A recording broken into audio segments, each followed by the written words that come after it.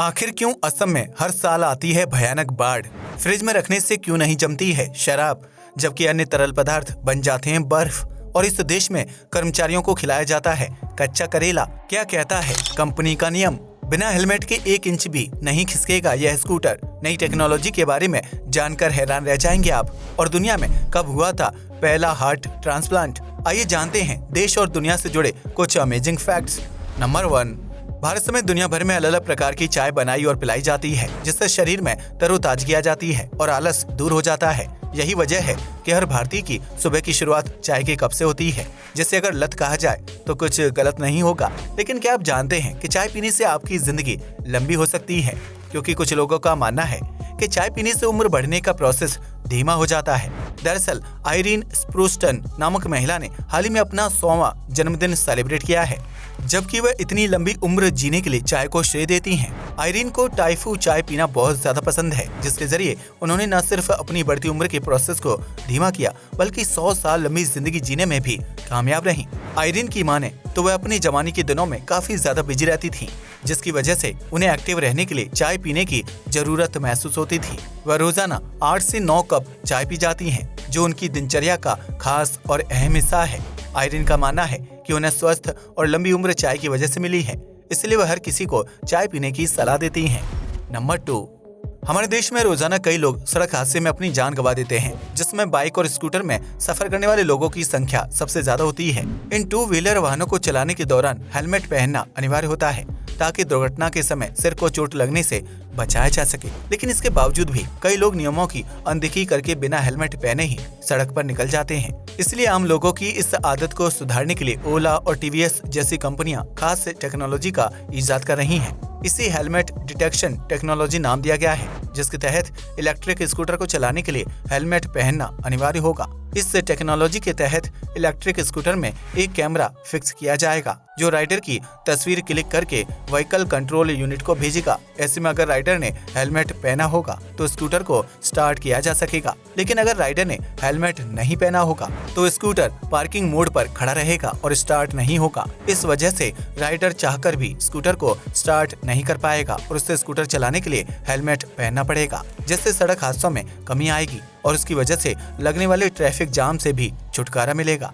हालांकि मोटर निर्माता कंपनियां अभी इस टेक्नोलॉजी पर काम कर रही हैं, जिसे जल्द ही भारतवर्ष में इलेक्ट्रिक स्कूटर के साथ लॉन्च किया जा सकता है। नंबर 3, आपने अक्सर सुना होगा कि कुछ लोग घर बैठे पैसे कमाते हैं क्योंकि वह वर्क फ्रॉम होम का जॉब करते हैं। लेकिन क्या आपने कभी घर में बैठने के बदले पैसे कमाने वाली अनोखी जॉब के बारे में सुना है? अगर नहीं तो आज इसके बारे में भी जान लीजिए। दरअसल न्यूयॉर्क सिटी में रहने वाली कैलिया डेनिस नामक महिला पेशे से एक नैनी है, जिन्हें छोटे बच्चों का ध्यान रखना पड़ता है। ऐसे में कैलिया न्यूयॉर्क शहर के बड़े और आलीशान घरों में जॉब करती है। जब घर के मालिक बाहर चले जाते हैं तो अपने बच्चों को नैनी के हवाले कर देते हैं।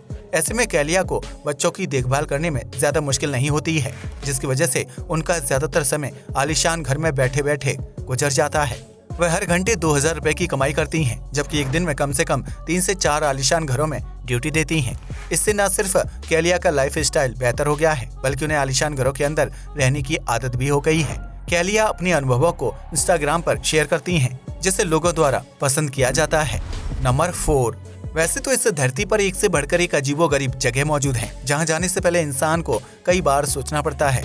लेकिन आज हम आपको एक ऐसे आइलैंड के बारे में बताने जा रहे हैं जिसे भूतिया माना जाता है। इस आइलैंड को पोवेगलिया के नाम से जाना जाता है, जो इटली के वेनिस और लीडो शहर से कुछ किलोमीटर की दूरी पर स्थित है। इस आइलैंड का इतिहास बहुत ही पुराना है, जब 421 एडी के दौरान इटली पर हमला हुआ था।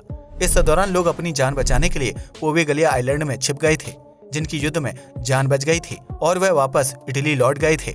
लेकिन साल 1300 में इटली में प्लेग फैल गया था, जिससे पीड़ित लोगों को पोवेगलिया आइलैंड में छोड़ दिया जाता था। ऐसे में प्लेग पीड़ित लोगों की आइलैंड पर रहते हुए मौत हो जाती थी, जिसके बाद उनकी आत्मा आइलैंड पर भटकने लगती थी। इस आइलैंड पर 1.6 लाख प्लेग से पीड़ित लोगों की लाशें दफन है, जिनकी आत्माएं आज भी आइलैंड पर भटकती हैं। इस आइलैंड से रात के समय अजीबोगरीब चीखने चिल्लाने की आवाजें आती हैं, जबकि यहाँ की मिट्टी में आज भी इंसानी कंकाल और हड्डियां देखने को मिलती हैं। यही वजह है कि इटली के आम नागरिकों और पर्यटकों को पोवेगलिया आइलैंड में जाने की अनुमति नहीं है। लेकिन अगर कोई नियम का उल्लंघन करके इस जगह पर जाता है तो वह फिर कभी वापस लौटकर नहीं आ पाता है।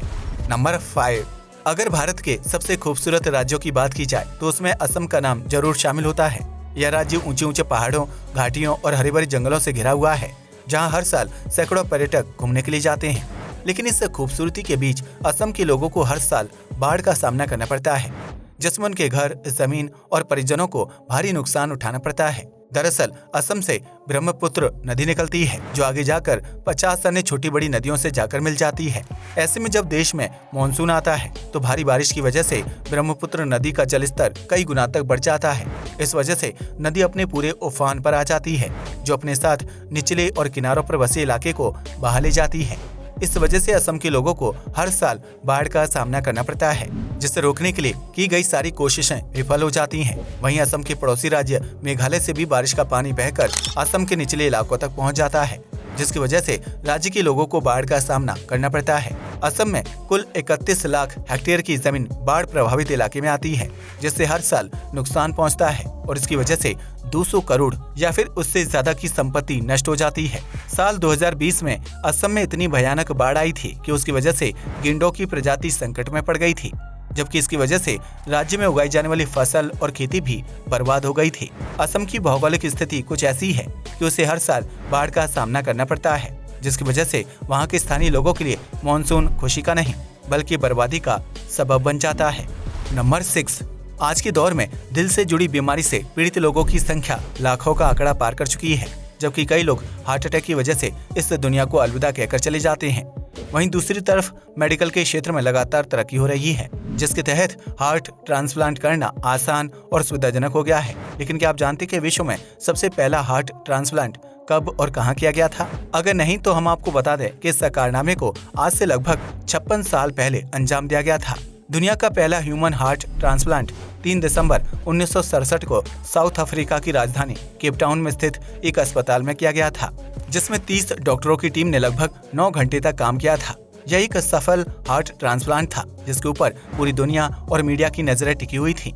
आपको बता दें कि यह हार्ट ट्रांसप्लांट 53 वर्षीय लुइस वॉस्कांस्की का किया गया था, जिनके दिल को एक 25 वर्षीय लड़की के दिल से बदल दिया गया था। वहीं अगर जानवरों पर किए गए हार्ट ट्रांसप्लांट की बात करें तो साल 1958 में अमेरिकी डॉक्टरों ने एक कुत्ते का हार्ट बदलकर बड़ी सर्जरी को अंजाम दिया था। किसी इंसान या जानवर के दिल को किसी दूसरे दिल से रिप्लेस करना बिल्कुल भी आसान नहीं होता है, लेकिन वर्तमान समय में यह तकनीकी काफी ज्यादा विकसित हो गई है और डॉक्टरों को सर्जरी करने में चंद घंटों का समय लगता है।